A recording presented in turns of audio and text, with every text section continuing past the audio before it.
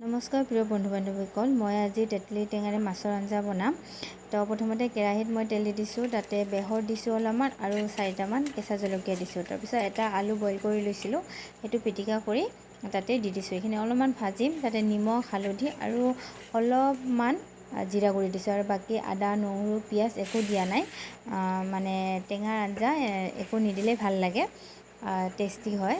তো তাতে অলপমান চাউলৰ গুড়ি দিছোঁ মই, জোলখন অলপমান ডাঠ হোৱাৰ কাৰণে। তাৰপিছত পানীখিনি অলপমান উতল অহাৰ পিছতে মাছকেইডোখৰ দি দিছোঁ। ভালদৰে উতল আহিলে মোৰ এইটো কি কয়, কাটা মছলা বা বুন ধনিয়া বুলিও কয়, সেইটো দি দিম পিছত। তাৰপিছত এইটো উতল অহাৰ পিছতে টেঙাখিনি মই যে তেতলি টেঙাখিনি ভিজাই থৈছিলোঁ সেইখিনি দি দিছোঁ। এতিয়া বুন ধনিয়াখিনি দি দিলোঁ। মোৰ আজি মাছৰ আঞ্জা ৰেডি। আপোনালোকে খায়নে নাখায় এনেকৈ জনাবচোন। যদি খোৱা নাই এবাৰ বনাই খাব, বহুত টেষ্টি হয়।